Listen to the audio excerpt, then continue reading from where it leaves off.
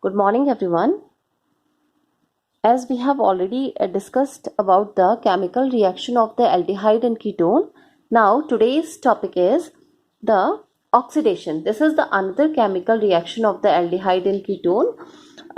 Both aldehyde and ketone undergoes the oxidation reaction, but aldehyde differ from the ketone in their oxidation reactions. Actually, the aldehydes, Al here, the Al stand for that is aldehyde. Aldehyde is easily oxidized to the carboxylic acid with the help of the common oxidizing agent like nitric acid, potassium permanganate, etc.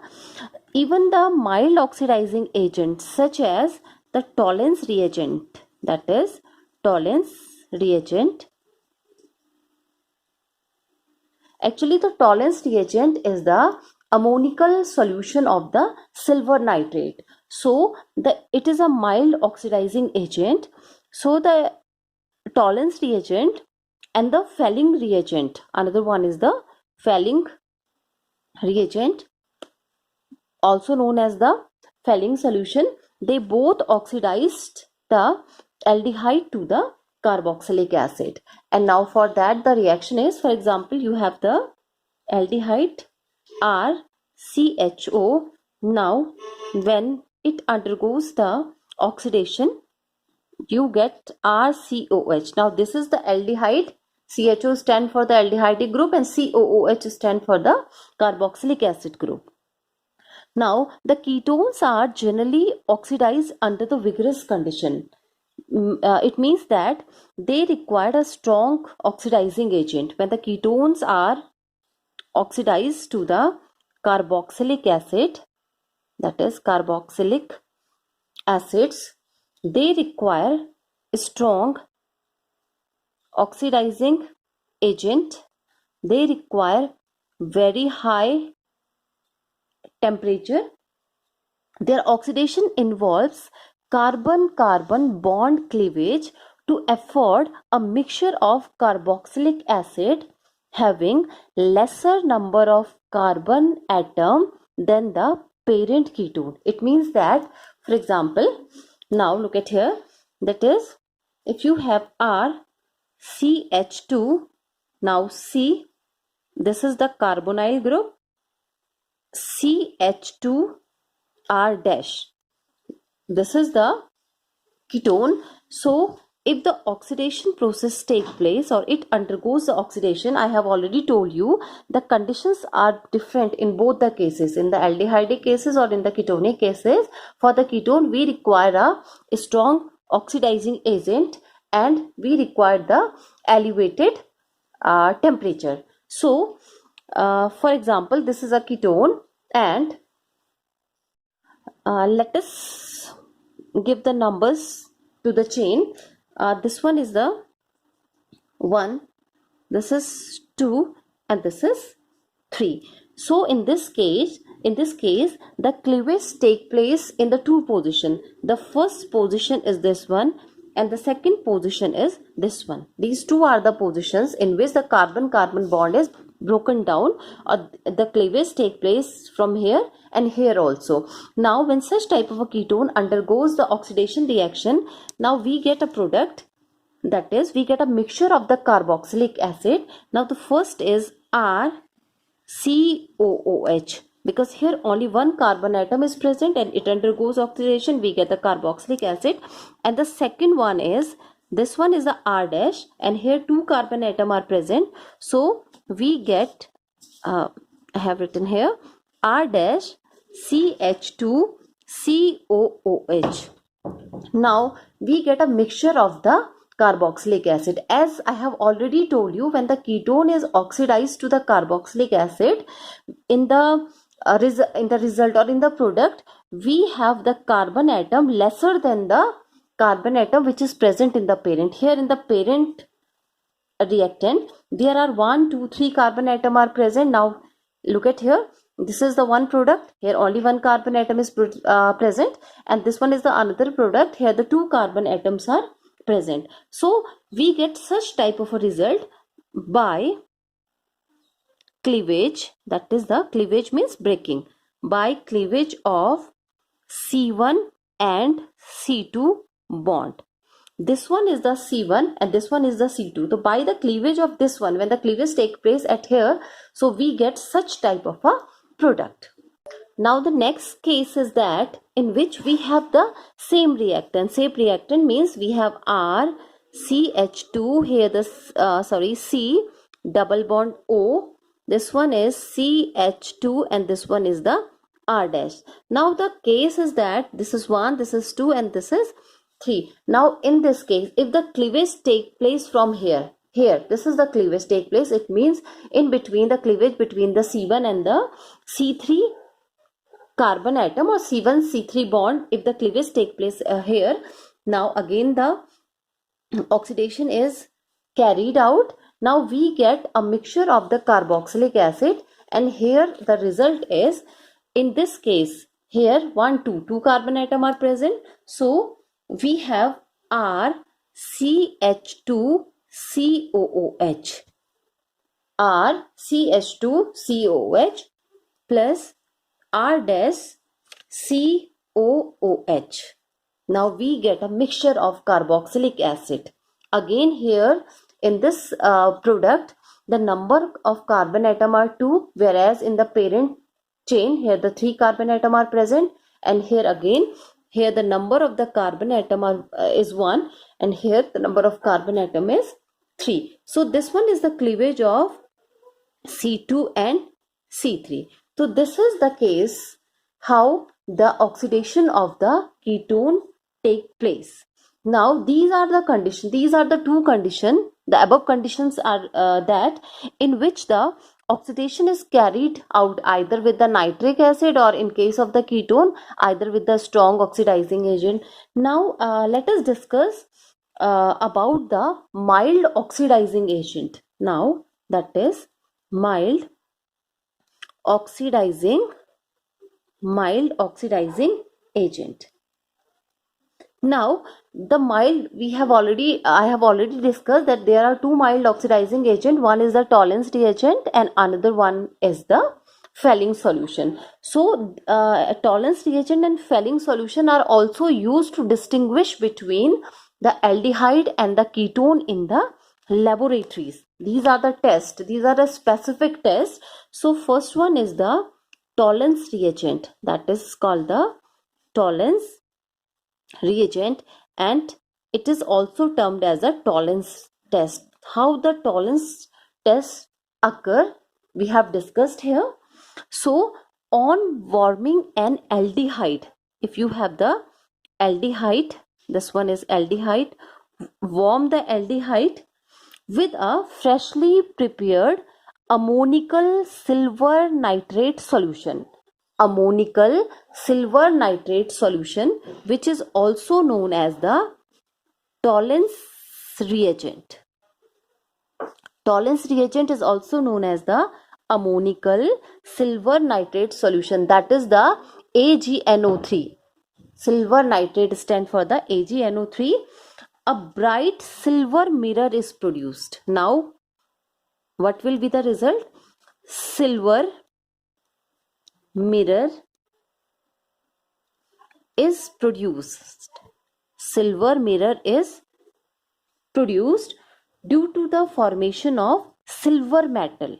Now again I have told you that when the aldehyde is warmed with the Tollens reagent, or also known as the ammonical solution of the silver nitrate, we get a silver mirror. A silver mirror is produced because of the formation of silver metal. The aldehydes are oxidized. Now what happened? Now aldehyde, because we have taken here the aldehyde, so the aldehyde are oxidized. Aldehyde are oxidized. Now the oxidation, this is the oxidizing agent. So the aldehyde is oxidized to the carboxylate ion. Carboxylate, that is carboxylate anion, that is RCOO minus, that is the carboxylate anion. And for that the reaction is, for example, if you have the aldehyde group RCHO. Now if you warm it with the Tollens reagent, that 2AgNH3 whole 2 plus. This is the ammonical solution of silver nitrate, and I have already told you the silver nitrate is AgNO3, but this one is the ammonical solution of the silver nitrate, plus, because we heat it, so the result is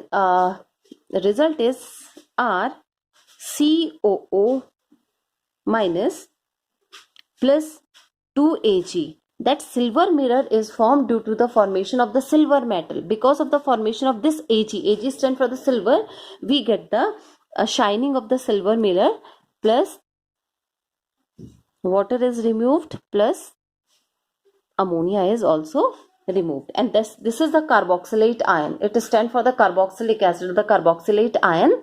So this is the result for the Tollens reagent. Now the next test is known as the Fehling test. As we all know very well that the Fehling solution are of two types. One is the Fehling solution A and another one is the Fehling solution B. Fehling solution A is the aqueous copper sulfate. It is the aqueous copper sulfate. It is a light blue in color, whereas the Fehling solution B is the alkaline sodium potassium tartrate. This is sodium potassium tartrate. Now these two solutions, that is the Fehling solution A and Fehling solution B, are mixed together in an equal amount or in an equal volume before the test. Now when the aldehyde, this one is the aldehyde, is heated with Fehling reagent, when the aldehyde is heated with Fehling reagent, we get reddish brown PPT. When the aldehyde is heated with Fehling reagent, we get reddish brown precipitate. It means that when we get the precipitate, it means that it shows that the aldehydes are oxidized to the carboxylic acid, or in here in case that the carboxylate ion. Now this Fehling test is not applicable for the aromatic aldehyde. Aromatic aldehyde do not respond to this test. This test is only for the aliphatic aldehyde. So for that the reaction is RCHO. This is the aldehyde plus 2Cu2 plus. Here Cu2 plus stand for the Fehling solution 5OH. Now we get R carboxylate ion, RCOO minus, it is the carboxylate ion, plus Cu2O plus 3H2O. Now this Cu2O is the reddish brown PPT. This Cu2O is the reddish brown PPT, and here we get the carboxylate ion as the product. So these two tests, one is the Tollens reagent and second one is the Fehling solution. These two tests are the distinguished test for the aldehyde. Now the ketone does not perform any result or does not give any result either with the Tollens reagent or with the Fehling solution. Now that is the Tollens reagent. This one is the Tollens reagent. Now the Tollens reagent test is also known as the silver mirror test. Tollens reagent test is well popularly known as the silver mirror test. Now under the oxidation category, the third one type of oxidation is, that is oxidation of methyl ketone. Oxidation of methyl ketone by haloform reaction, oxidation of methyl ketone by haloform reaction. The aldehyde and the ketone having at least one methyl group. When the one methyl group is linked to the carbonyl carbon atom, it is termed as a methyl ketone. It is termed as a methyl ketone. So, such type of a methyl ketone are oxidized by sodium hypohalite, that is NaOX. This is the formula for the sodium hypohalite. Sodium hypohalite to the sodium salt of corresponding carboxylic acid having one carbon atom less than that of the carbonyl compound. It means that for that it can be easily explained with the help of a reaction. So the reaction for that is RC double bond O CH3. This is the methyl ketone, because here the carbon atom of the carbonyl now this is the here the carbonyl group is attached to the one methyl group, so it is known as the methyl ketone. So when this methyl ketone is treated with sodium hypohalite, that is NaOX, this is sodium hypohalite, we get a sodium salt of carboxylic acid, that is RCOO.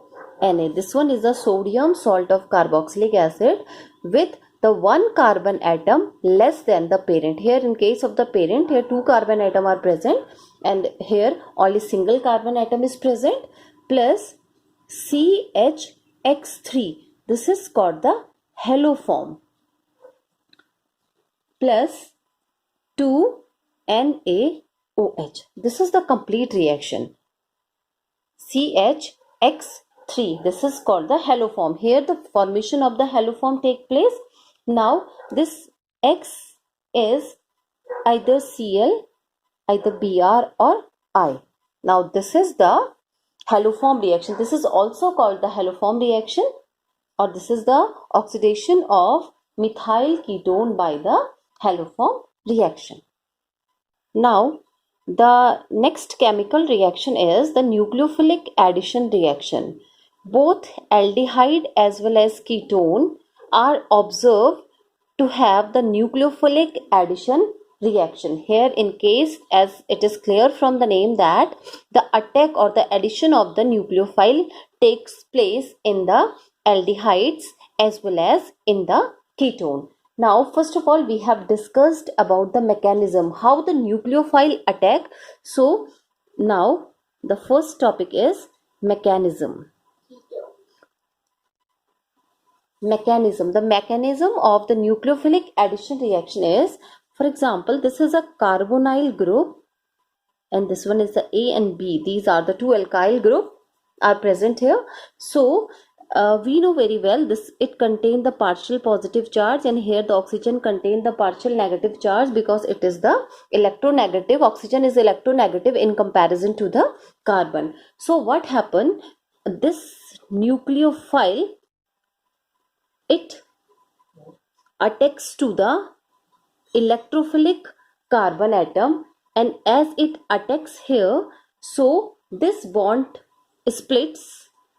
Now we have a condition like this, that is here carbon is present, this one is A, this one is B, here it is nucleophile, and this one is the oxygen which contain the negative charge or a pair of electron. Now again in the next step, a proton which is present in the reaction, this is the intermediate product. This is the addition product, or it is also known as the intermediate product. So here what happened, the proton which is present in the reaction, it react with the oxygen. Now these charges, this is the negative charge and this is the positive charge, they both cancelled and we get a neutral product. So we get C, this is A, this is B, this one is the nucleophile and this is the OH. So, and this is the addition product and this one is the intermediate. So this is the mechanism of the nucleophilic addition reaction, both in the case of the aldehyde as well as in the case of the ketone. Now let us discuss about the reactivity of aldehyde and ketone. Actually, aldehydes are generally more reactive than ketone in the nucleophilic addition reaction, because in case of the ketone, that is CH3COCH3, this is the case of the ketone, and here if we have CH3, that is CH3CHO, that is the case of the, now here that is ethanol, 2 carbon atom are present here. So what happened in case of the ketone, here 2 methyl group are attached to the carbonyl group, because always it is not possible that we cannot assign the group at the end, but in case of the aldehyde, it is always attached to the at the end of the chain. So it is difficult for the nucleophile to attack in this type of a condition, whereas it is very easy because only one side the alkyl group is present. Here only on the 2 sides, both the sides alkyl group are present. So this is the steric hindrance, this is under the category of steric hindrance, and that is the reason why the aldehydes are more reactive for the nucleophilic addition in comparison to the ketone. Now let us discuss some examples of the nucleophilic addition reaction. So the first example is the that is the addition reaction. So addition of the HCN. Here the HCN stand for the hydrogen cyanide.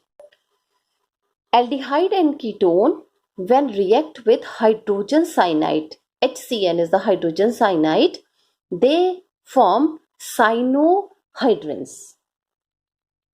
This reaction when the aldehyde or ketone react with the hydrogen cyanide, or that is with if we have the pure hydrogen cyanide, so this reaction is very slow when we use the pure hydrogen cyanide. So here in place of the hydrogen cyanide we use cyanide ion. This one is the symbol for the cyanide ion. Now what happen actually when we have HCN?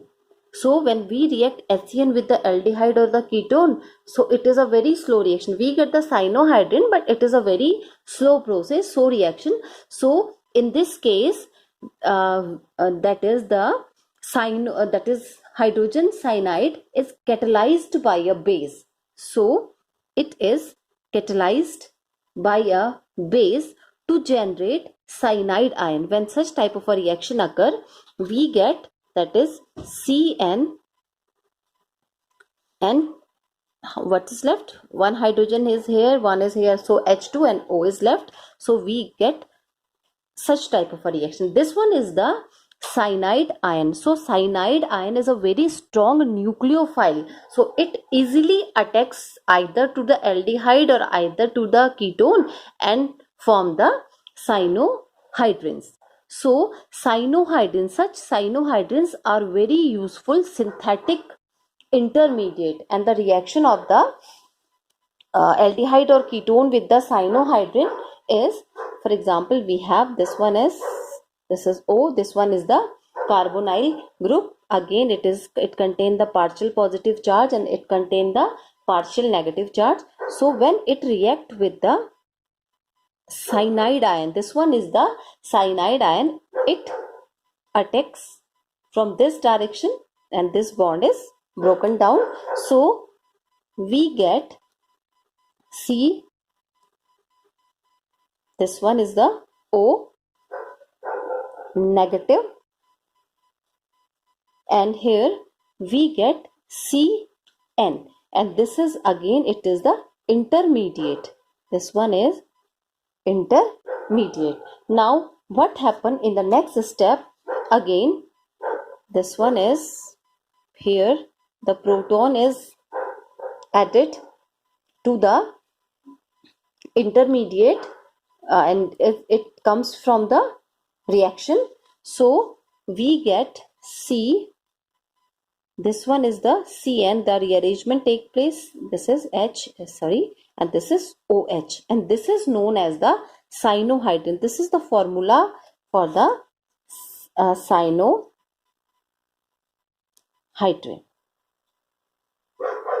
So this is the mechanism. This is the mechanism for the reaction of nucleophile, that is the cyanide ion, to the carbonyl group, and this carbonyl group is either aldehyde or this one is either ketone.